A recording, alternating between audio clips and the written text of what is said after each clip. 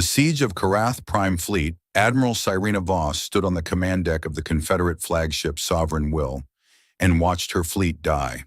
The battle had begun 3 days ago with hope. 800 warships of the Velthari Confederation had formed a defensive sphere around Karath Prime, their formation tight and disciplined. Orbital defense stations added their firepower to the mix. Planetary shield generators hummed with enough power to stop a small moon. By every calculation, by every strategic model, they should have been able to hold. But the Draknal had brought 2,000 ships, and they had brought something new. "Another shield collapse on Station 7, reported her tactical officer, his voice cracking with exhaustion. "They're using those gravity weapons again. We can't compensate fast enough." Cyrena watched the holographic display as another cluster of friendly signatures winked out of existence. The Draknal gravity disruptors were tearing holes in their shield coverage, creating gaps that lasted only seconds but allowed perfectly timed torpedo strikes to slip through. It was like fighting an enemy who could open doors in your armor whenever they wished. "How many ships do we have left?" she asked. 187 combat effective. Another 40 with partial systems."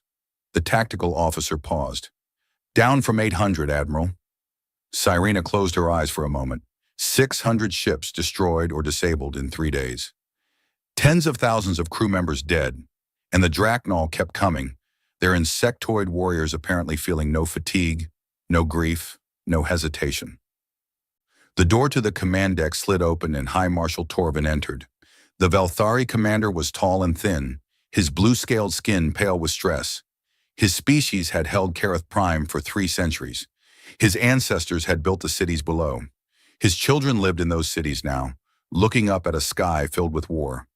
"The planetary shields are at 30%, Torvin said. His voice was calm, but Cyrena had served with him long enough to hear the despair underneath. "My engineers estimate 18 hours before complete failure. And then the Draknal land, and my people." He did not finish the sentence. He did not need to. Everyone knew what the Draknal did to conquered populations. They did not take slaves. They did not negotiate surrender. They simply eliminated any species they considered inferior, which was all of them. Cyrena turned to her communications officer. "Get me a priority channel to Confederation High Command, maximum encryption." The connection took several minutes to establish. When the face of Grand Admiral Petrov appeared on the screen, Cyrena felt a small spark of hope. Petrov was a legend, a commander who had won battles against impossible odds. "Admiral Voss," Petrov said, "I've been monitoring your situation. You've done remarkable work holding as long as you have. Sir, we need immediate reinforcement. The Draknal have deployed weapons we've never seen before. Our defensive calculations were based on outdated intelligence." Petrov's expression tightened. "I know, and I wish I had better news." He paused, and in that pause, Cyrena felt her hope begin to die. "The nearest major fleet is 6 days away at maximum speed. We're repositioning as fast as we can, but the hegemony chose their timing well. Our forces are scattered across the sector, responding to smaller attacks." 6 days, Cyrena repeated. "We have 18 hours. "I know." Petrov looked older than she had ever seen him. "I'm sorry, Cyrena. Hold as long as you can. Make them pay for every kilometer, but prepare evacuation protocols for essential personnel." The channel closed. Cyrena stood in silence, feeling the weight of command pressing down on her shoulders. Essential personnel. That meant abandoning billions of civilians to die, while a few thousand fled to safety. "There must be something else we can do," she said, though she did not know who she was speaking to. Perhaps herself, perhaps whatever gods might be listening. High Marshal Torvin stepped closer to her. His voice was quiet, meant only for her ears. "There is one option we have not considered." Cyrena looked at him. "I'm listening. There is a species whose ships could reach us in time, a species whose military power could change this battle." Torvin's scales rippled, a sign of deep discomfort among his people. "But no one has asked them for military aid in over a century. No one has wanted to." Cyrena felt a chill run down her spine. She knew exactly who he meant. Everyone in the galaxy knew, even if they rarely spoke of it directly. "The humans," she said. Torvin nodded. "The humans." The command deck had gone quiet. Every officer had stopped their work, listening. Cyrena saw fear on their faces, but also a desperate hope. "They're neutral in most conflicts," Cyrena said. "They trade with everyone, fight for no one. Why would they help us?" "Because we will ask," Torvin said simply, "and because the humans have strange ideas about what wars are worth fighting. They ignore conflicts over territory, over resources, over political power. But the Draknol," he gestured toward the viewport, where distant explosions still flickered. "The Draknol commit genocide. The humans have opinions about genocide." Cyrena thought about what she knew of humanity. They had joined galactic civilization barely 2 centuries ago, a young species from an unremarkable planet in an unfashionable corner of the galaxy. They had been dismissed at first as primitive, aggressive, short-lived creatures with no special abilities. Then came the Kreth War. She had been a young officer when news of that conflict reached her homeworld. The Kreth Dominion had ruled 60 species through terror and brutality. They had attacked a human colony, killing 12,000 civilians, expecting the young species to submit like all the others. The humans had not submitted. What followed was not a war in any conventional sense. It was an execution. The humans dismantled the Kreth Dominion in 18 months. Not defeated, not conquered, dismantled. When it was over, Kreth civilization had effectively ceased to exist. Their military was destroyed, their government collapsed, their homeworld was... No one quite knew what had happened to their homeworld. The humans did not discuss it. And then, strangest of all, the humans had helped the 60 subjugated species establish their own governments. They had provided aid, shared technology, rebuilt what the Kreth had destroyed. And then they had withdrawn, asking for nothing in return except that no one attack them again. The galaxy had learned 2 lessons from that war. First, humans did not start conflicts, but they finished them absolutely. Second, their mercy afterward was somehow more terrifying than their wrath, because it proved the destruction had not been passion. It had been policy. "Even if they respond," Cyrena said slowly, "they might not arrive in time." "Human ships are faster than ours," Torvin replied. "Their technology is different, more advanced than they usually admit." He looked at her with eyes that held centuries of Velthari pride, now bent by desperation. "Admiral, I am asking you to call them. I am asking you to save my people, even if it means owing a debt to the most dangerous species in the galaxy." Cyrena looked at the holographic display. Another Confederate ship had just been destroyed, its crew of 300 dying in the cold vacuum of space. In 18 hours, billions more would join them. She turned to her communications officer. "Open a channel on the emergency frequency, widest possible broadcast, human military encryption." "Admiral?" The officer looked uncertain. "What should I say?" Cyrena thought for a moment. Then she began to speak, and her words went out into the darkness of space. "This is Fleet Admiral Cyrena Voss of the Velthari Confederation, requesting immediate military assistance. Kareth Prime is under attack by the Draknol hegemony. Our defenses are failing. Civilian population numbers in the billions. The Draknol do not take prisoners." She paused. "We are asking for help from anyone who will answer, from anyone who cares about what happens next." She nodded, and the officer ended the transmission. "Now we wait," she said. Outside the viewport, the battle continued. Ships died. People screamed their last breaths into uncaring void. The Draknol armada moved closer, patient and relentless, confident that victory was only a matter of time. And somewhere in the vast darkness of space, the message traveled outward at the speed of light, carrying a desperate plea to the one species that everyone feared. Cyrena did not know if the humans would answer. She did not know if they could arrive in time. She did not know what price they might demand for their help. But she knew one thing with absolute certainty. If the humans did come, the Draknol would learn why the galaxy had spent a century being very, very careful not to make humanity angry. She hoped it would be enough. The reputation. The response came faster than anyone expected.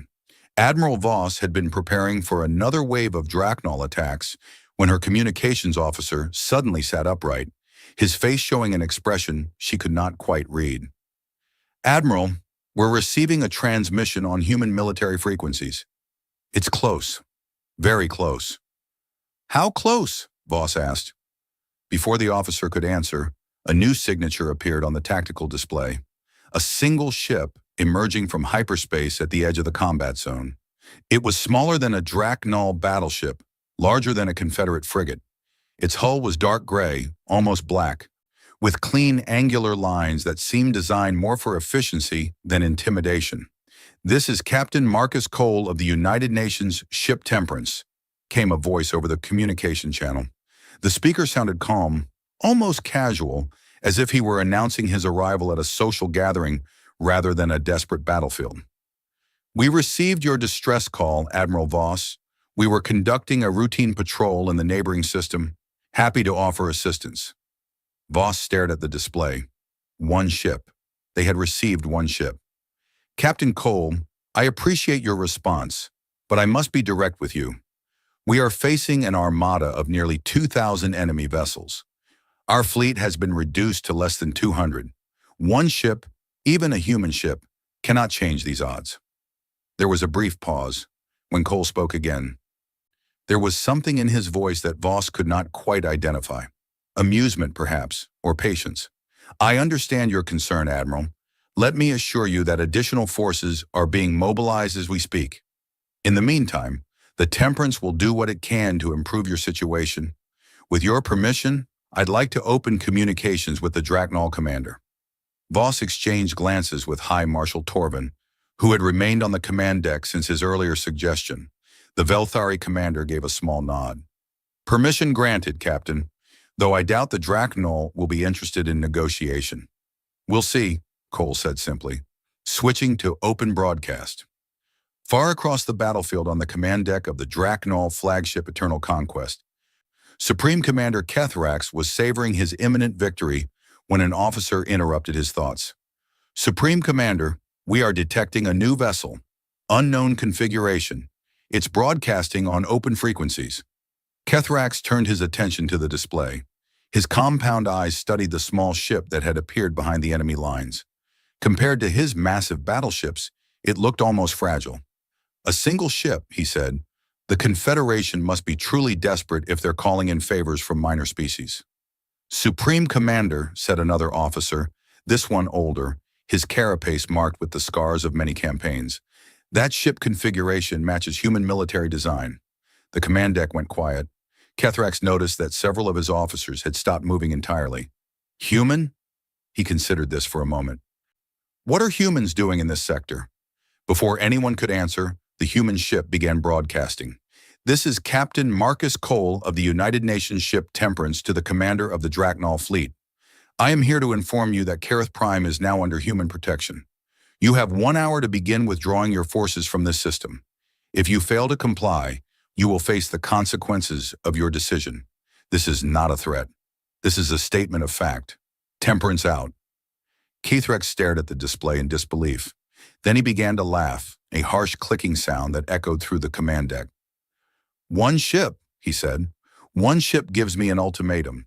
The humans have grown arrogant in their isolation." He turned to his tactical officer. "Send 50 ships to destroy that vessel. Make it spectacular. Let the Confederation see what happens to those who interfere with the hegemony." "Supreme Commander," the scarred officer spoke again, "I strongly advise against engaging human forces. Our intelligence files contain extensive documentation of the Kreth War. The tactical implications alone." "The Kreth were weak," Kethrax interrupted. "They had grown soft from centuries of easy conquest. We are not the Kreth. We are the Draknol. We have never been defeated." He gestured sharply. "Send the ships, now." The order was obeyed. 50 Draknol warships broke formation and accelerated toward the lone human vessel. In the tactical center of Eternal Conquest, Senior Intelligence Officer Vextar watched the deployment with growing unease. Unlike Kethrax, he had studied the humans extensively. Unlike Kethrax, he understood what they were facing. He pulled up the classified files on his personal display. The Kreth War documentation was extensive, compiled from survivors, refugees, and intercepted communications. Most of it had been suppressed by High Command, deemed too disturbing for general distribution. The humans had not just defeated the Kreth, they had systematically dismantled everything the Kreth had built. Their military response had been precise, patient, and utterly without mercy. They had tracked down every Kreth fleet, every military installation, every weapons factory. They had done it in 18 months, a campaign that should have taken decades.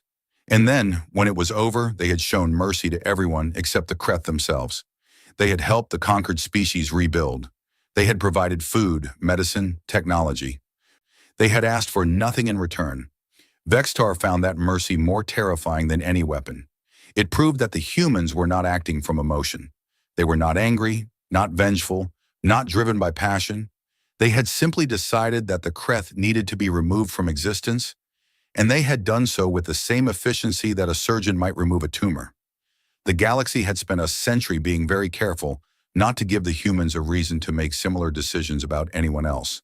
And now Kethrax was sending 50 ships to attack them. Vextar considered speaking up again, but he knew it would be useless. Kethrax was too proud to retreat, too confident in his own superiority. He would not listen until he was forced to understand. On the human ship Temperance, Captain Cole watched the approaching Draknol formation on his tactical display. His crew moved with quiet efficiency around him, preparing systems, running final calculations. 50 ships, Captain, his executive officer reported. Standard attack formation, estimated contact in 6 minutes. Cole nodded. Have they tried to communicate? No, sir. They appear to be treating this as a pure combat engagement.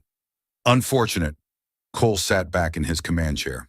All right, let's give them their lesson. Weapons free, defensive pattern Omega. Lethal force is not authorized. I repeat, lethal force is not authorized. We're going to show them what we can do. We're not going to kill them for being stupid. The crew acknowledged his orders. The Temperance began to move, accelerating not away from the attacking ships but directly toward them. On the Confederate flagship, Admiral Voss watched in horror as the human ship rushed toward 50 enemies. What is he doing? She demanded. That's suicide. High Marshal Torvin said nothing. His eyes were fixed on the display. The Draknol ships opened fire. Hundreds of weapon systems unleashed their fury at the tiny human vessel. Plasma bolts, kinetic rounds, guided missiles, all converging on a single target. None of them hit. The Temperance moved through the fire like water through a net. Its point defense systems tracked incoming projectiles with impossible precision, destroying them meters from the hull. Its engines adjusted course constantly, finding the gaps in the firing patterns that should not have existed, and then it began to fire back. The human weapons did not look impressive. No massive plasma bursts, no spectacular energy beams, just small, fast projectiles that seemed to ignore shields entirely. Each shot struck a precise location on each target. Engines, weapon systems, communication arrays, never life support, never crew quarters. Just the systems needed to fight. In 11 minutes, 50 Draknol warships drifted dead in space. Their crews were alive, their ships intact but completely disabled. Captain Cole's voice came over the open channel again. Supreme Commander Kethrax, that was your one free lesson. The next engagement will not be so gentle. You now have 49 minutes to begin your withdrawal. On the Confederate flagship, Admiral Voss realized she had forgotten to breathe. One ship, she whispered. One ship did that. Torvin's voice was equally quiet. And it was holding back. Did you notice? Not a single Draknol died. The humans disabled 50 warships without killing anyone. He turned to look at her, and his expression was unreadable. They wanted us to see that they could have killed everyone, and they chose not to. Before Voss could respond, her sensor officer spoke up, his voice strange and distant. Admiral, we're detecting new hyperspace signatures. Multiple signatures. Many signatures. The display updated. At the edge of the system, space itself seemed to tear open as ship after ship emerged from hyperspace. Human ships, cruisers, destroyers, battleships, carriers. And at the center of the formation, something massive. Something that made even the largest Draknol battleship look small. 300 ships, the sensor officer reported. The lead vessel is broadcasting identification. UNS Consequence. Admiral Helena Park, commanding. Voss felt something she had not felt in 3 days. Hope. On the Eternal Conquest, Supreme Commander Kethrax stared at the display as 300 human warships took position around his armada. His 50 ships were drifting uselessly, their crews screaming for rescue. The enemy fleet had lost nothing. For the first time in his long career of conquest, Kethrax began to understand what fear felt like. The arrival Admiral Helena Park stood on the bridge of the UNS Consequence and surveyed the battlefield. The dreadnought was the largest vessel humanity had ever constructed. Nearly 3 kilometers of armored hull, packed with weapons that most species could not even understand. It had never been deployed in combat before. She hoped it would not need to be deployed in combat now. "All ships report ready, Admiral," her tactical officer announced. "Captain Cole's Temperance is requesting permission to join the main formation." "Granted. And get me a channel to the Confederate flagship. I want to coordinate with Admiral Voss before we proceed." The communication was established quickly. On the screen, Park saw a tired woman in a Confederate uniform, her face showing the strain of 3 days of desperate fighting. "Admiral Park," Voss said, "I cannot express how grateful we are for your arrival. Your timing is remarkable." "We move fast when we need to," Park replied. "I've reviewed the tactical situation. Your people have done an impressive job holding as long as you have." The Draknol committed significant forces to this attack. "Nearly 2,000 ship," Voss confirmed, though Captain Cole has already reduced that number somewhat. Park allowed herself a small smile. "Marcus does enjoy making an entrance." She turned serious again. "Admiral, I need you to understand something. We're going to try to end this without further bloodshed. That's our preference. But if the Draknol refuse to withdraw, we will not allow them to take this planet. Do you understand what that means?" Voss was silent for a moment. "I think I do. I hope you don't. I hope you never have to see what we're capable of when we stop holding back." Park straightened in her chair. "For now, pull your remaining ships back to a defensive perimeter around the planet. Protect the evacuation routes if things go wrong. Let us handle the Draknol." "Understood, Admiral, and thank you." The channel closed. Park turned to her communications officer. "Open a broadcast to the Draknol fleet. All frequencies." The officer nodded. "Channel open, Admiral." Park stood and faced the main viewport, where the Draknol armada was visible as a swarm of distant lights against the stars. "Attention Draknol forces. This is Admiral Helena Park of the United Nations Space Force.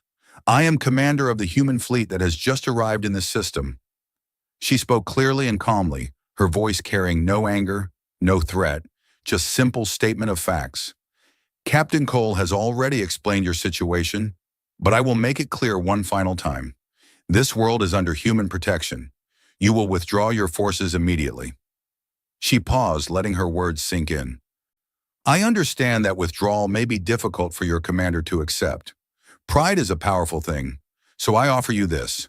Leave now, and you can tell your people whatever story you wish. Say the defense was stronger than expected. Say you achieved your objectives and chose to depart. We will not contradict you. Your fleet remains intact. Your honor remains intact. Your soldiers go home to their families." Another pause. On the tactical display, she could see the Draknol ships holding position. No movement toward withdrawal, no movement toward attack either. They were waiting, uncertain. "But if you choose to fight," Park continued, her voice dropping slightly, "then you should understand exactly what you are choosing. We have studied your hegemony. We know your tactics, your weapons, your strategies. We know your strengths." She leaned forward slightly. "We know your weaknesses. Every ship in this system will be disabled or destroyed before you can reach the planet. Every invasion force you deploy will be eliminated before it can land. And when this battle is over, we will follow you home." She let that last statement hang in the air. "We do not want war with your species. We have never wanted war with anyone. But if you force us to fight, we will not stop until we are certain you can never threaten anyone again. Ask the Kreth how that worked out for them." She straightened again. "You have 30 minutes to begin your withdrawal. Use them wisely. Park out." The channel closed. Park returned to her command chair and sat down. "Now we wait," she said. On the Eternal Conquest, Supreme Commander Kethrax stood in silence as the human admiral's words echoed through his command deck. Around him, his officers waited for orders. None of them spoke. None of them moved. Senior Intelligence Officer Vextar stepped forward. Supreme Commander, I have compiled a tactical analysis based on the engagement between the Temperance and our forward group. Kethrax turned to face him. Proceed. The human vessel demonstrated several capabilities that do not match our current intelligence estimates. Vextar pulled up a holographic display showing the brief battle. Their point defense systems achieved a 99.7% intercept rate against our weapons fire. This exceeds any known technology by a significant margin. Their offensive weapons appear to bypass our shields entirely. We do not understand how this is possible. Shields can be upgraded, Kethrax said. Weapons can be countered. Supreme Commander, with respect, that is not the most concerning finding. Vextar changed the display to show the current human formation. The Temperance is classified as a heavy cruiser in human documentation. It is a mid-range vessel, not their primary combat platform. The ships that have just arrived include vessels that dwarf the Temperance in every measurable category. He highlighted the consequence. That dreadnought alone has more weapons capacity than our entire fleet combined, according to our estimates. And our estimates may be conservative. Kethrax stared at the display. His compound eyes moved over the human formation, counting ships, analyzing positions. They sent 300 ships to defend a world that is not theirs, he said slowly, against an enemy they have no formal alliance with. Why? Vextar hesitated. Our psychological profiles of humans suggest they respond strongly to what they call moral imperatives. Actions they consider unjust trigger a disproportionate response. The Kreth attacked a human colony and killed civilians. The humans destroyed the entire Kreth civilization. We have not attacked any human worlds. No, Supreme Commander, but we have declared our intention to exterminate the population of Kareth Prime, billions of sentient beings. Our own records of previous conquests are public knowledge. Vextar's voice was careful, measured. The humans may view our actions as similar enough to warrant a similar response. From across the command deck, another voice spoke. It was old, rasping, coming from a communications officer who rarely said anything at all. I survived the Kreth War. Every officer turned to look at him. The old Draknal stepped forward, his carapace marked with ancient scars, his movements slow and careful. I was young then, a junior officer on a patrol ship. We were stationed far from the fighting, but we heard the reports. His compound eyes were distant, focused on memories from decades past. The humans did not fight like any species we had ever encountered. They did not seek glory. They did not take trophies. They did not make speeches or demands. They simply appeared, destroyed everything military, and moved on to the next target. He paused, his breathing labored.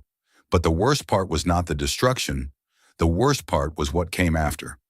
When it was over, when the Kreth were nothing but scattered refugees, the humans helped everyone the Kreth had conquered. They gave food to species that had been starving. They shared medicine with species that had been dying. They rebuilt worlds that had been devastated. The old officer looked directly at Kethrax. They showed mercy to everyone except the Kreth, and that mercy was more terrifying than their weapons, because it proved they were not monsters. They were not driven by rage or hatred. They had simply decided that the Kreth needed to be removed, and they removed them. Carefully, deliberately, completely. He took a shaky breath. If we fight them today, they will decide the same thing about us. Silence filled the command deck. Kethrax stood motionless for a long moment. His entire career had been built on never retreating, never showing weakness. The hegemony respected strength above all else. If he withdrew now, his rivals would smell blood. His position would be weakened. His legacy would be tarnished. But if he fought, there might not be a hegemony left to have a position in. 20 minutes remaining on their deadline, Vextar said quietly. Kethrax looked at the display again. 300 human ships, the massive dreadnought at their center, and somewhere in that formation, the small cruiser that had disabled 50 of his warships without killing anyone. Without killing anyone. The humans could have destroyed those ships, could have killed thousands of his soldiers. Instead, they had precisely disabled each vessel, leaving the crews alive. It was a message, a demonstration, a warning. This is what we can do when we're being gentle. Open a channel to the human flagship, Kethrak said finally. His voice was flat, emotionless. Tell Admiral Park that the hegemony accepts her terms. We will begin withdrawal immediately. Around him, his officers released breaths they had not realized they were holding. The war was over before it truly began. But on the UNS Consequence, Admiral Park did not relax. She had dealt with pride before. She had dealt with commanders who changed their minds, who sought revenge, who could not accept defeat. Maintain battle readiness, she ordered. Until the last Draknal ship leaves this system, we assume nothing. She was wise to be cautious, because on the Eternal Conquest, Kethrax was already making different calculations. Withdrawal today did not mean surrender forever. He would retreat, yes. He would save his fleet. But he would also remember this humiliation, and he would find a way to make the humans pay for it. Somehow. The choice for 3 hours, it seemed like peace would hold. The Draknal fleet began its withdrawal in orderly formation. Ships moved toward the system's edge, preparing for hyperspace jumps. On the Confederate flagship, Admiral Voss allowed herself a moment of relief.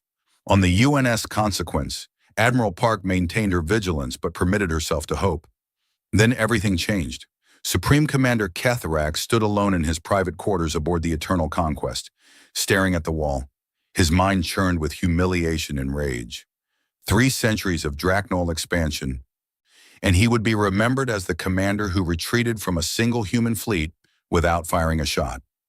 His communication device chimed. He answered it and found himself looking at a face he had not expected. Grand Marshal Vethnar, Supreme Military Commander of the entire hegemony, speaking from the capital world.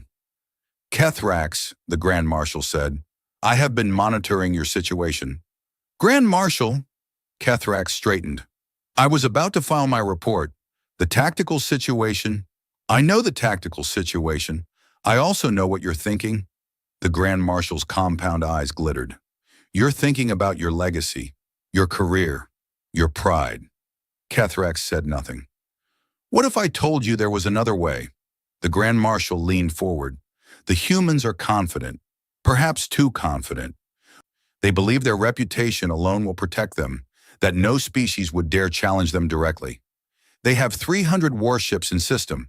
We saw what one of their cruisers did to 50 of our ships. One cruiser against 50 ships that were attacking blindly, using standard tactics against a superior opponent. The Grand Marshal's voice grew intense. We have studied the Kreth War, Kethrax. We know how the humans fight. They are precise. They are methodical. They are also predictable. They follow rules. They try to minimize casualties. They hold back their true power until they believe it is necessary. Kethrax felt something cold settle in his stomach. What are you suggesting? I'm suggesting that the humans don't expect you to attack. They think you're defeated. They think you're retreating. They've already begun to relax their formation. The Grand Marshal pulled up a tactical display. If you strike now with everything you have, you could destroy a significant portion of their fleet before they respond. Yes, you would lose ships, perhaps many ships, but you would prove that humans can be hurt. You would prove they are not invincible. And if we fail, then you die as a hero of the hegemony. But you won't fail entirely. Even if you can't win, you can bleed them. You can make them pay a price. The Grand Marshal's voice dropped. The galaxy is watching, Kethrax. Every species is wondering if the humans can truly be challenged. If you show them that humans can be hurt, that they can be made to suffer, you change everything. Kethrax stared at the display. Part of him knew this was madness. Part of him remembered the old officer's story, the terror of the Kreth War, the methodical destruction of an entire civilization. But another part of him, the part that had conquered worlds and crushed rebellions and never once retreated, that part whispered that the Grand Marshal was right. The humans were arrogant. They expected compliance. They were not prepared for defiance. Do it, the Grand Marshal said. Strike now. Make history. Kethrax closed his eyes. When he opened them, his decision was made. All ships, halt withdrawal, he ordered over the fleet channel. Prepare for immediate attack. Target the human dreadnought. All weapons, full power. We strike together. On the UNS Consequence, Admiral Park was reviewing after-action reports when alarms began screaming across her bridge. "Admiral, the Draknol fleet has reversed course. They're coming back. Fast." Park was on her feet instantly.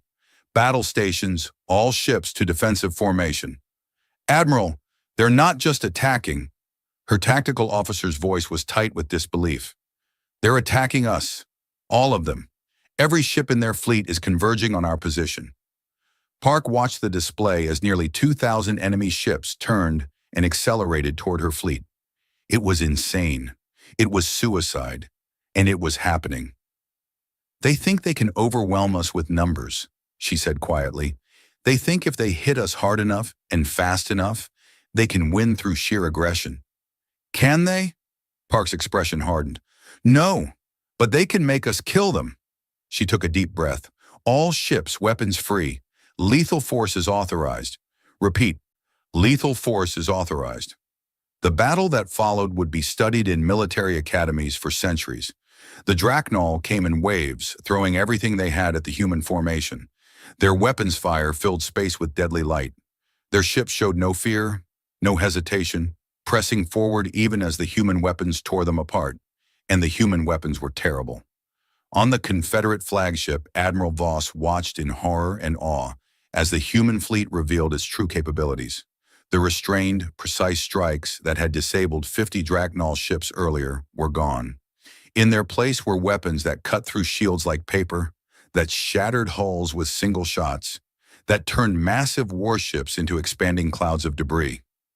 The consequence led the defense. Its weapon systems firing in coordinated patterns that created overlapping fields of destruction.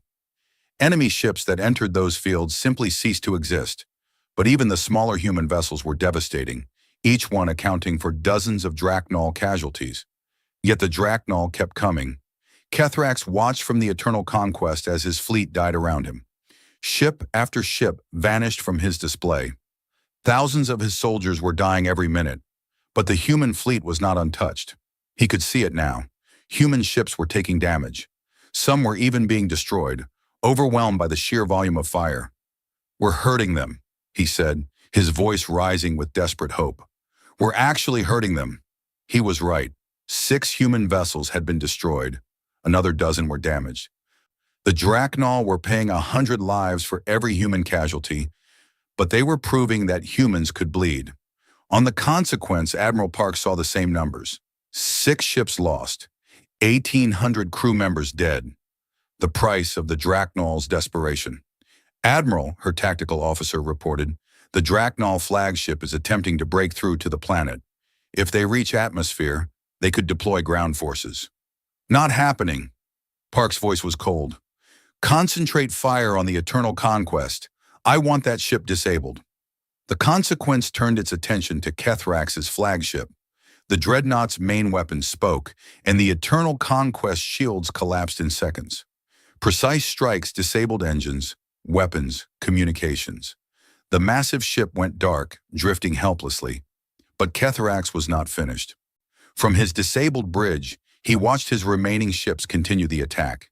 They were down to 800 vessels now, then 600, then 400. The human fleet had lost 8 ships. The exchange rate was absurd, impossible, catastrophic. And still the Draknol came. Admiral Park made a decision. She opened a broadcast to the entire battlefield. "Draknol forces, your flagship has been disabled. Your commander cannot lead you. This battle is over. Stand down now and you will be allowed to surrender with honor. Continue fighting and you will die for nothing." She paused. "This is your only warning." For a long moment, nothing changed. The Draknol ships continued their attacks, driven by momentum and training and the fear of showing weakness. Then, one by one, they began to stop. It started with a single destroyer that powered down its weapons and transmitted a surrender signal. Then another. Then a dozen more. The wave of capitulation spread through the fleet like wildfire. Crews who had watched their comrades die by the thousands decided they did not want to join them. Within 30 minutes, the battle was over. The surviving Draknol ships drifted in space, their weapons silent, their crews waiting for the mercy they were not sure would come. Admiral Park surveyed the battlefield. 1,800 Drachnol ships destroyed or disabled, nearly 200,000 enemy soldiers dead, and on her side, 8 ships lost, 600 crew members killed. The humans had won. The cost had been terrible, but they had won. "Begin rescue operations," she ordered. "I want every survivor recovered, every wounded treated, every dead honored." She looked at the drifting hulk of the Eternal Conquest. "And get me a channel to whatever passes for command on that flagship. Kethrax and I need to have a conversation." In the ruins of his command deck, Supreme Commander Kethrax heard the human admiral's voice asking to speak with him. He was wounded, his carapace cracked in several places. Most of his officers were dead, but he was alive, and he would have to explain to the galaxy why he had thrown away an entire fleet for nothing. He accepted the communication. Admiral Park's face appeared on his damaged display. "Supreme Commander," she said, "your crews will be rescued and repatriated. Your ships will be returned after demilitarization. You will leave this sector and not return." Her voice was flat, without emotion. "These are not terms for negotiation. This is what will happen." Kethrax stared at her. "Why?" he asked. "Why let us live? We attacked you. We killed your people." Park's expression did not change. "Because killing you accomplishes nothing. Because your crews were following orders from a commander who made a foolish choice. Because we are not the Drachnol." She leaned slightly forward.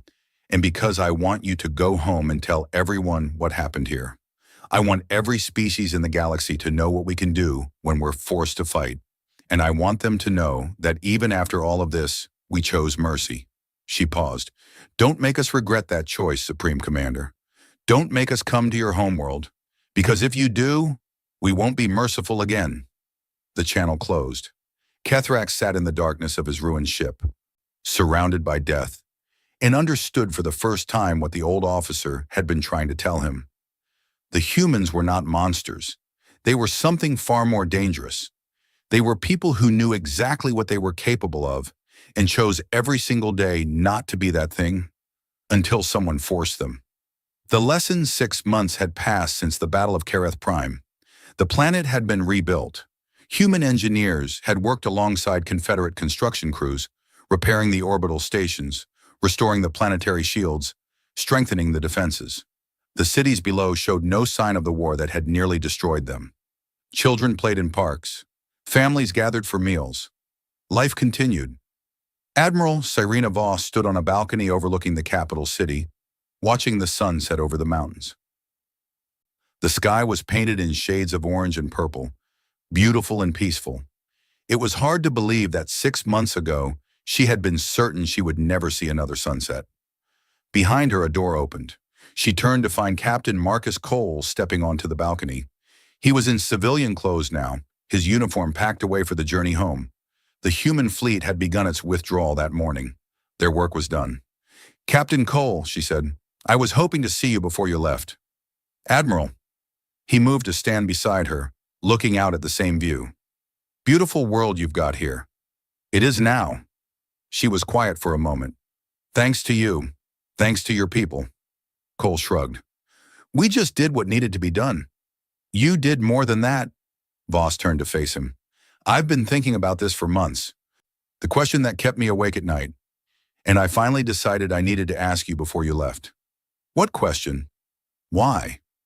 The word came out simply, carrying all the weight of everything she had witnessed. "Why show mercy? Why let them live? You could have destroyed the Drachnol fleet completely. You could have pursued them home, done to them what you did to the Kreth. After what Kethrax did, after he attacked you during a ceasefire, no one would have blamed you." Cole did not answer immediately. He looked out at the sunset, his expression thoughtful. "Did you know I lost friends in that battle?" he said finally. 8 ships, 600 people. Some of them I had served with for years. Good people. People with families waiting for them back home. "I'm sorry." "So am I." He took a deep breath. "When Kethrax made his choice, when he turned his fleet around and attacked us, I wanted to destroy them all. I wanted to chase them back to their homeworld and burn it to ash. I wanted to make them pay for every single life they took." His voice was calm, matter of fact, as if he were discussing the weather. That calmness made his words more frightening than any rage would have been. "But we didn't do that," he continued. "Do you know why?" Voss shook her head. "Because we learned something about ourselves a long time ago. Something terrible." Cole turned to meet her eyes. "We learned that we are very, very good at destruction, better than we ever wanted to be. Back on our homeworld, before we ever reached the stars, we spent thousands of years perfecting the art of killing each other. We built weapons that could destroy cities in seconds. We developed strategies for genocide. We came within a hair of wiping ourselves out more than once." He paused, letting that sink in.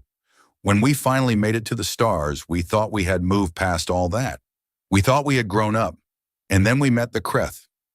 Voss had heard stories of the Kreth War, but never from someone who had lived through it. She found herself listening intently. "The Kreth attacked one of our colonies, 12,000 civilians dead in a single day, and something activated in us, something old and dark and terrible. All those instincts we thought we had buried came roaring back to the surface." Cole's voice grew quieter. "We destroyed them, not just their military, their entire civilization. We took them apart piece by piece over 18 months, and when it was over, there was almost nothing left. They deserved it," Voss said. "After what they did." "Maybe," Cole cut her off gently. "Maybe they did. But that's not the point. The point is what it did to us. The point is that we looked at ourselves after it was over, and we didn't like what we saw." He turned back to the sunset. "We swore after that war that we would never become what we were capable of being. We would never let that darkness take control again. Every enemy we spare, every chance we give, is a choice, a reminder to ourselves that we're still human." Voss considered his words carefully. "But what if mercy fails? What if Kethrax comes back? What if the Draknol decide to try again?" Cole smiled, but there was no warmth in it. For just a moment, Voss saw something ancient and cold behind his eyes, something that reminded her of deep space and eternal darkness. "Then we stop being merciful," he said simply, "and everyone who ever wondered why the galaxy fears us will have their answer." The sun had nearly set now. The first stars were appearing in the darkening sky. "We don't show mercy because we're weak, Admiral," Cole said. "We show mercy because we know exactly what we could do instead. We hold ourselves back every single day, every single decision, because we have to. Because if we ever let go completely, there would be no one left to stop us." He extended his hand and Voss shook it. "Take care of your world, Admiral. I hope we never have to come back here under circumstances like these." "So do I, Captain." She held his hand a moment longer. "And thank you for everything." Cole nodded and walked away, disappearing into the building behind them. Voss stayed on the balcony for a long time, watching the stars come out. Somewhere up there, the human fleet was gathering for its departure. 300 ships that could have conquered the galaxy if their crews had wished it. Instead, they were going home, leaving behind a world they had saved and an enemy they had spared. In the months that followed, the galaxy slowly absorbed the lessons of Kareth Prime. The Draknol hegemony retreated to its core territories, weakened and humiliated. Rumors spread of internal conflict, of subject species rising up, of a civilization questioning everything it had believed about strength and conquest. Grand Marshal Vethnar, who had urged Kethrax to attack, was quietly removed from power. Kethrax himself lived in disgrace, a broken commander haunted by the memory of everything he had lost. Throughout the galaxy, species who had once considered expansion and conquest began to reconsider. Not because they feared the humans would stop them directly, but because they understood now what human attention could mean. Better to build than to destroy. Better to trade than to conquer. Better to grow together than to grow alone. And on 1,000 worlds in 1,000 languages, teachers began telling a new story to their students. The story of Kareth Prime. The story of the battle that was lost until someone called the species everyone feared. The story had many versions, but they all ended the same way. True power, the teachers said, is not the ability to destroy. Any fool with enough weapons can destroy. True power is the ability to destroy and choosing not to. True strength is looking at your enemy, knowing you could end them completely, and offering mercy instead. The humans understood this. The humans lived it every day. And that understanding, that choice made fresh with every sunrise, was why the galaxy feared them. Not because of what they would do, but because of what they could do and didn't. High above Karath Prime, the last human ships engaged their hyperspace drives and vanished into the stars. Behind them, they left a world at peace, an enemy defeated but alive, and a lesson that would echo through history. Admiral Voss watched them go, and she made a silent promise to herself. She would remember this day. She would remember what the humans had taught her about power and mercy and the courage it took to choose compassion over vengeance. And if anyone ever asked her about the species everyone feared, she would tell them the truth. The humans were not feared because they were strong. They were feared because they were strong enough to be gentle, and that made all the difference. The radio operator on night duty at the Deep Space Listening Array in Nevada nearly fell out of his chair when the signal came through. At first, he thought it was a glitch in the system. The pattern was too regular, too deliberate to be cosmic background noise. After running 3 verification protocols, he picked up the red phone. "Sir, I think you need to see this," he said, his voice shaking. 12 hours later, Captain John Miller stood on the bridge of the U.S. Defiant, Earth's most advanced spaceship. His crew moved with practiced efficiency around him as they prepared for emergency departure. The mission brief had been simple yet terrifying. An alien distress signal, the first confirmed contact with non-human intelligence, and they were the closest response vessel. "Final systems check complete, Captain," said Lieutenant Susan Carter from her station. Her fingers danced across the control panel with confident precision. "All systems green." John nodded. "Take us out, Lieutenant. Best possible speed to the coordinates." The massive engines of the Defiant hummed to life, pushing the ship beyond Earth's orbit and toward the asteroid belt where the signal originated. The journey took 3 days, during which the crew speculated about what they might find. None of their theories prepared them for reality. "Captain, I have visual," called out Navigation Officer Pete Jackson. Putting it on the main screen now. The bridge fell silent. Floating among the asteroids was a ship unlike anything they'd ever seen. Its hull was made of what looked like crystalline material that shimmered with an inner light. But large sections were missing, as if something had taken bites out of the vessel. "Life signs?" John asked, breaking the silence. "Faint readings, sir," Susan replied. "But they're unlike anything in our database." John made his decision quickly. Prep a boarding team. Full hazard protocols. An hour later, John led a team of 6 through the alien ship's airlock. The interior was bathed in a soft blue light that seemed to come from the walls themselves. The air was breathable, though it carried a strange metallic taste. "This technology is centuries beyond ours," whispered Dr. Gray Howard, the team's science officer, as he scanned a control panel. They found the survivors in what appeared to be the command center. 3 alien beings, humanoid but with translucent skin that revealed complex circulatory systems beneath. 2 were already dead. The third lay against a console, breathing in shallow gasps. When it saw the humans, its large, multifaceted eyes widened. It spoke, and to everyone's surprise, a device on its wrist translated into broken English. "You came too late for us, but perhaps not for you." John knelt beside the dying alien. "We received your distress call. What happened to your ship?" "The Void Eaters," the alien replied, its voice growing weaker. "They found us, as they find all advanced life. They consume everything." Susan stepped forward. "Who are these Void Eaters?" The alien's eyes focused on her with sudden intensity. "You haven't encountered them. Your species might still have time."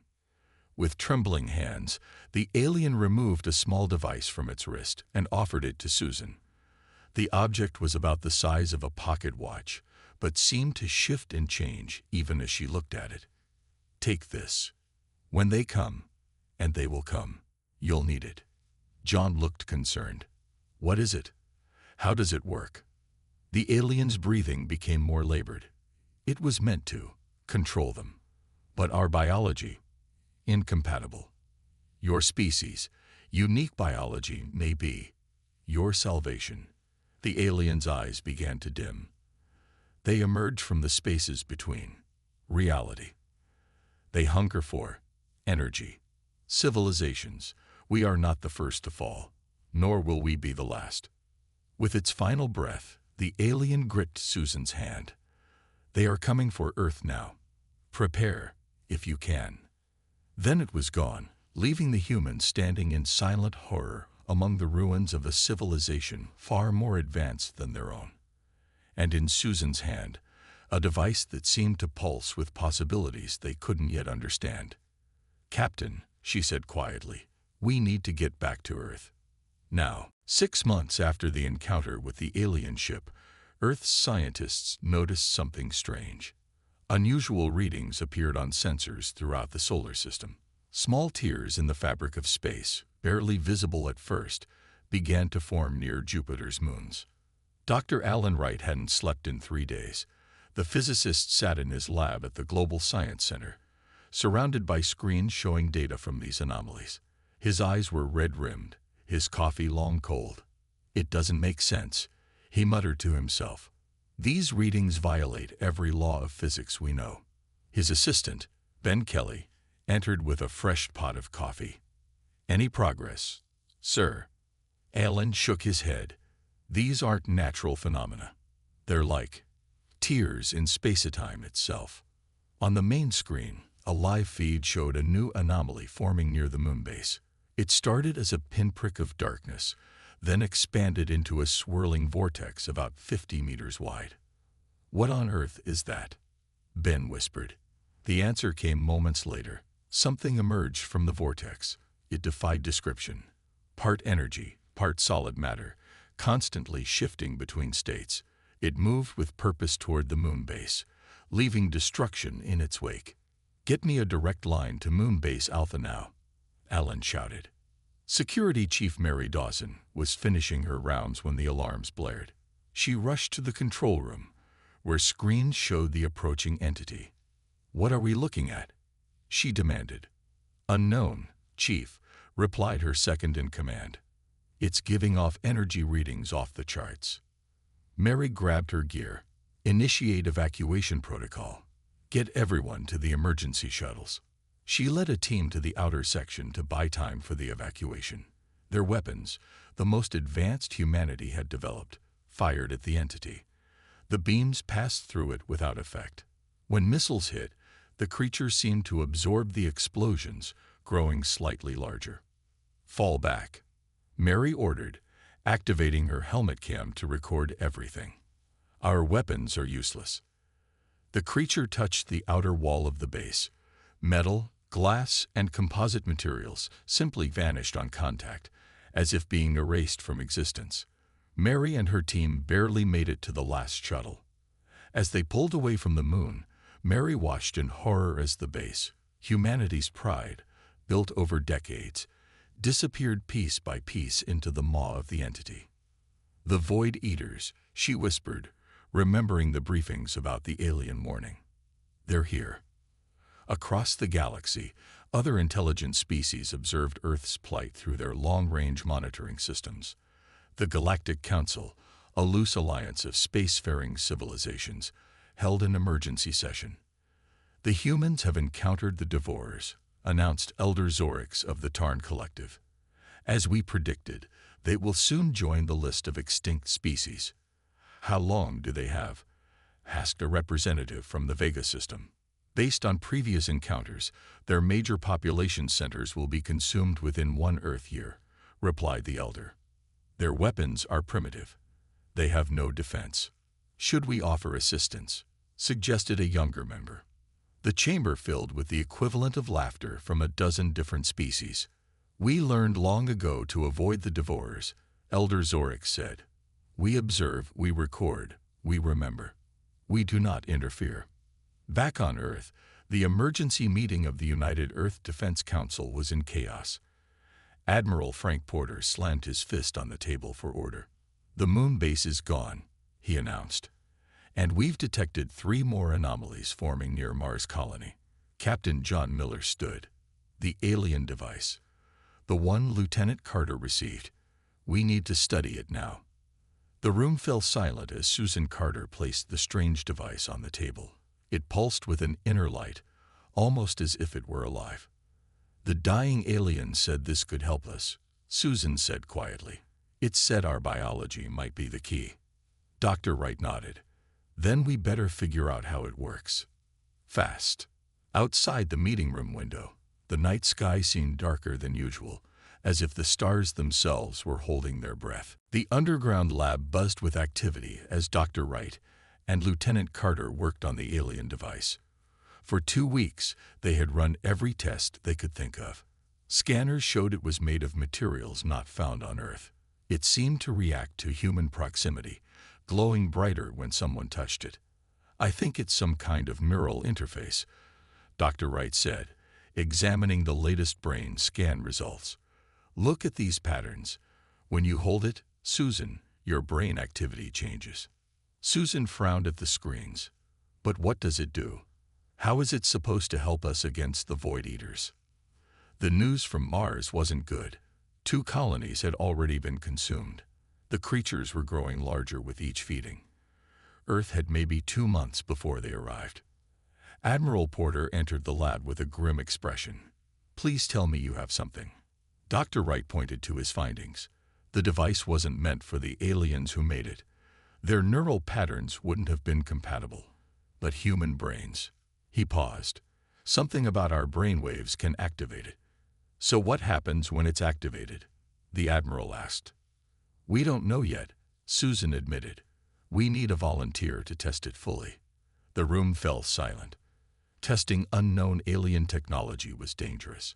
But with Void Eaters approaching Earth, they were running out of options. Steve Morgan, a young scientist on Dr. Wright's team, stepped forward. "I'll do it."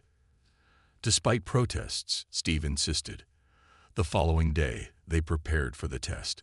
Steve sat in a specially designed chair, sensors attached to his body. Susan placed the device in his hands.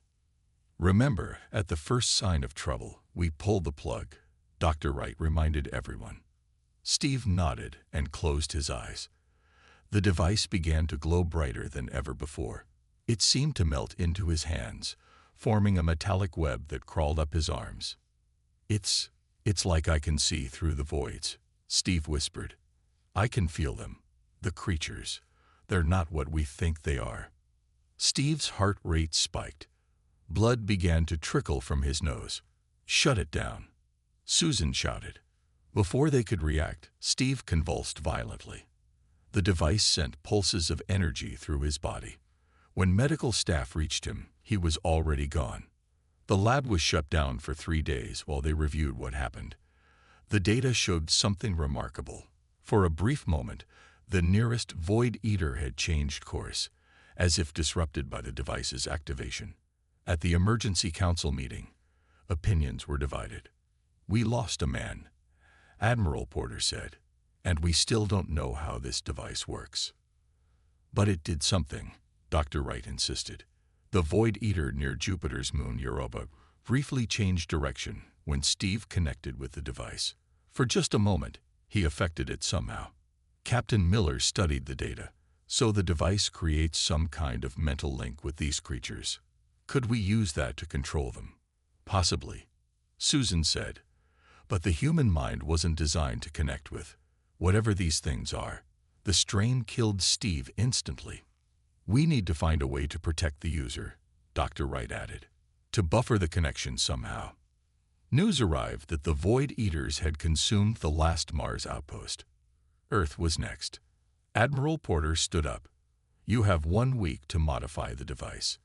If there's even a chance we can turn these monsters away from Earth, we have to try."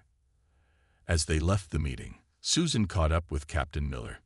"John, I've been studying Steve's last words. He said the creatures aren't what we think they are. What if we're missing something important?" John looked at her thoughtfully. "Then we better figure it out fast." Across the galaxy, the alien civilizations continued to watch. What they saw confused them. Instead of fleeing or surrendering, the humans were attempting something no species had ever tried before: to understand the Void Eaters. Dr. Wright hadn't left the lab in 4 days. Coffee cups and food wrappers piled around him as he studied the data from Steve's failed connection with the device. Susan brought him a fresh sandwich, which he barely noticed. "I think I understand them better now," he said without looking up. "The Void Eaters?" Susan asked, clearing space to sit down. He nodded. "They're not evil or malevolent. They're more like animals. They feed on energy. Advanced civilizations give off a lot of energy. So they're drawn to us like moths to a flame," Susan said. "Exactly." Dr. Wright pulled up images from distant telescopes. "I've been studying reports from other star systems. Over the past century, dozens of civilizations have either gone dark or moved their entire populations. They're running from these things." Dr. Olivia Rodriguez, a neurologist who joined the team, entered with her own stack of data. "I might have found something important," she said. "I compared Steve's brain patterns during the connection with standard human baseline patterns." She displayed 2 scans side by side. "Human consciousness has unique properties. We operate on multiple frequencies simultaneously. Most species the aliens encountered likely had simpler conscious patterns." Dr. Wright's eyes widened. So the device was designed to amplify these consciousness patterns, to allow mental control over the Void Eaters, Olivia finished. But the connection was too strong, too direct. It overwhelmed Steve's mind. Susan picked up the device, which had been quiet since Steve's death. "We need a buffer, something to protect the human user while still allowing the connection." Captain Miller arrived with news from the Defense Council. "They've approved the modified device project. We have all the resources we need." Outside, the sky grew darker each day. The first Void Eaters had reached the outer edges of Earth's atmosphere.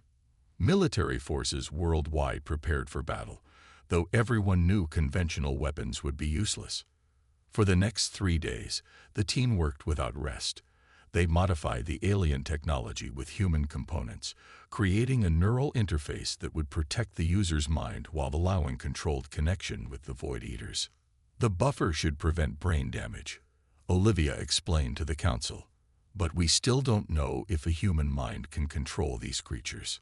"Time to find out," Admiral Porter said grimly. "The first major Void Eater will be over North America in 6 hours." The plan was simple yet terrifying. They would capture a smaller Void Eater in a specially designed energy field. Then a volunteer would attempt to connect with and control it using the modified device. "I'll do it," Captain Miller said when they asked for volunteers. Susan tried to talk him out of it. "John, we've seen what happened to Steve. Even with the buffer, this could kill you." He smiled slightly. "If we do nothing, we all die anyway." In orbit around Earth, alien observation vessels increased in number. Word had spread through the galaxy. The humans were attempting something unprecedented. No species had ever tried to fight back against the Void Eaters. Most intelligent races simply accepted extinction or fled. The humans continue to surprise, Elder Zorix noted to the Galactic Council. But their efforts will fail. The Devourers cannot be reasoned with or controlled. "Then why are you all still watching?" asked a younger member. The elder had no answer. In the containment facility, John sat in the connection chair. The modified device rested in his hands, now enclosed in a complex web of human technology. "Neural buffer online," Olivia announced. "Vital signs stable." Through the reinforced window, they could see the captured Void Eater, smaller than those attacking planets, but still terrifying in its otherworldly movement. "Are you ready?" Susan asked John over the comm. He took a deep breath. "As ready as I'll ever be." Beginning neural interface in 3, 2, 1. The device activated, glowing with blue-white light. John's body went rigid, his eyes rolling back. And somewhere in the vast darkness between stars, the universe held its breath. Pain, That was John's first sensation. Not physical pain, but something deeper, as if his mind itself was being stretched in ways it was never meant to bend. Then came the awareness. He was still in the containment room, but he could also sense the Void Eater. Its consciousness was alien, vast, and hungry. At first, it didn't notice him. Then suddenly, it did. John felt its surprise, followed by something like curiosity. It probed at his mind, trying to understand what he was. Outside, the team watched nervously as John sat motionless, the device glowing in his hands. His vital signs fluctuated wildly. "What's happening?" Admiral Porter demanded. Dr. Wright shook his head. "We don't know. The neural link is active, but—" Susan pointed at the Void Eater. The creature had stopped moving. It hovered in place, pulsing slightly. Inside the connection, John fought to maintain his sense of self.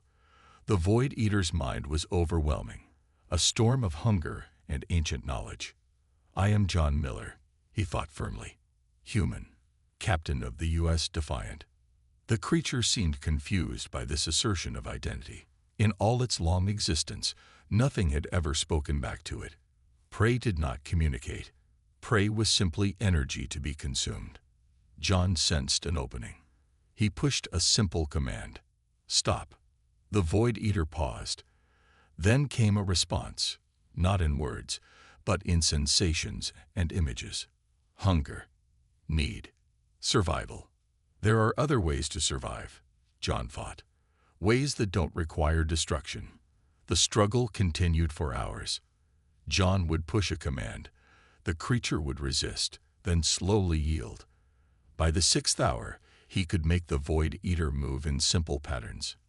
"He's doing it," Susan whispered in awe. "He's actually controlling it." Across the galaxy, the alien observers could not believe what they were seeing. Elder Zorix called an emergency session of the Galactic Council. "Impossible," he declared as they watched the human tame a devourer. "In all our history, no species has managed this."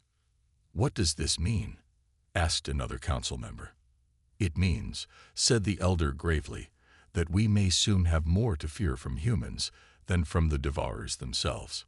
By the 12th hour, John was exhausted but triumphant. He could now direct the Void Eater with little resistance. More importantly, he had learned from it. When the team finally disconnected him from the device, he slumped in the chair. His nose was bleeding, and he looked 10 years older. But he was smiling. "They're not just monsters," he said weakly. "They're ancient, so ancient. And they know things, incredible things." Dr. Rodriguez checked his vital signs. "Your body has undergone enormous stress, Captain. You need rest." But John grabbed her hand. "No time. The big one is coming. We need more tamers." In the days that followed, volunteers came forward. Dr. Rodriguez identified those whose brains were most compatible with the device. They built more neural interfaces and began training sessions. John recovered slowly but insisted on helping train the others. "The key is to assert your identity," he told them. "Never let them overwhelm you. Find the balance between control and communication." Some trainees failed, their minds buckling under the strain. But many succeeded. Each success revealed more about the Void Eaters. "They weren't always like this," John explained to Susan as they watched a training session. "Something happened to them. Long ago. They were transformed." "Transformed from what?" she asked. Before he could answer, alarms blared throughout the facility. Admiral Porter rushed in. "The main Void Eater fleet has entered Earth orbit," he announced. "Hundreds of them. It's time to see if our tamers can really make a difference." Susan looked through the window at the dozen trained tamers, each holding their devices. "It's not enough," she whispered. "It has to be," John replied. "It's all we've got." The U.S. Defiant led a fleet of 12 ships into orbit. Each carried a trained tamer and specialized equipment built around the alien device. John sat in the command chair, looking pale but determined. "All ships report ready, Captain," Susan said from her station. John nodded, launched the defense network. On screens across the planet, people watched as humanity made its stand. The Void Eaters moved toward Earth like a dark cloud, consuming satellites and space stations in their path. Neural interfaces online, reported Dr. Rodriguez from the science deck. Tamers ready to connect. John closed his eyes. Begin connection sequence. The modified devices activated simultaneously across the fleet. Each tamer felt the now familiar pain as their minds stretched across the void to touch the creatures. John reached out to the largest Void Eater he could sense. This one was different, older, more powerful. It noticed his presence immediately and recoiled. "They're resisting," called one of the tamers over the comm. "Push harder," John ordered. "Assert your identity. Make them see you." On Earth, Dr. Wright and Admiral Porter watched the battle unfold from mission control. The Void Eaters seemed confused, some halting their advance while others continued. "It's working," Dr. Wright said, pointing to the screens. "Some of them are changing course." A cheer went up, but was quickly silenced when 3 Void Eaters broke through. They descended toward a major city. The tamer assigned to them had collapsed, blood streaming from his ears. "We've lost Adams," Susan reported grimly. His neural load was too high. John gritted his teeth, redirect the nearest tamers to cover his sector. But everyone was already stretched thin. More Void Eaters slipped through the defensive net. Reports of ground impacts came in from across the globe. Then something unexpected happened. Lieutenant Susan Carter, who wasn't supposed to be connected to a device, grabbed a spare neural interface. "Susan."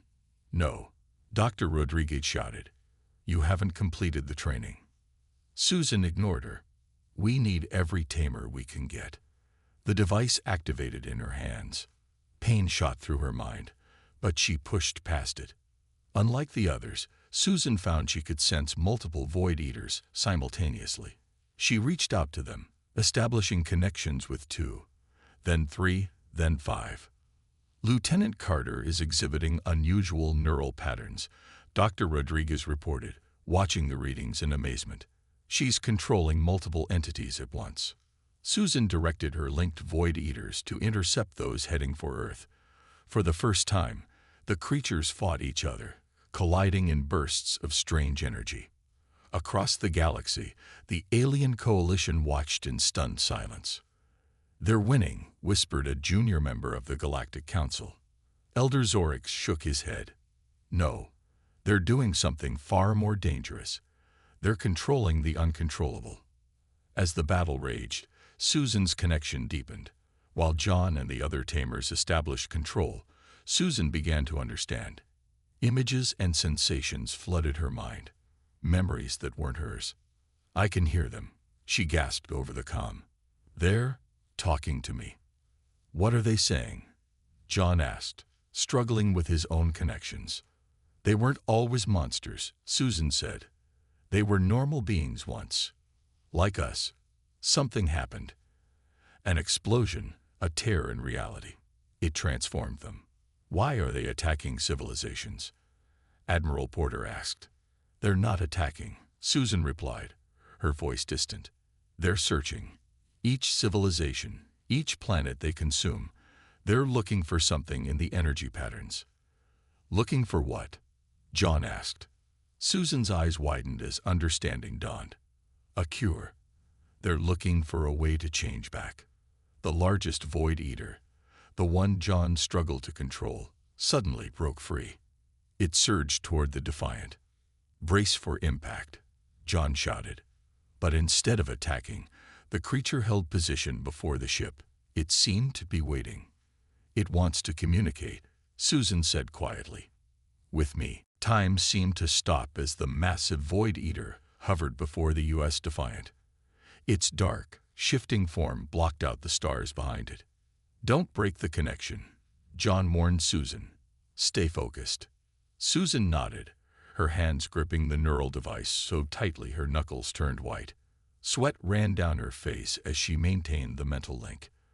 The creature's mind was vast and complex, filled with memories older than human civilization. They were called the Luminary, she said softly. They were explorers, scientists. They discovered something at the edge of the universe, a rip between dimensions. Images flooded her mind, beings of light and energy, curious and intelligent, approaching a strange tear in space. Then pain, transformation, hunger. The accident changed them, Susan continued, trapped them between states of matter and energy.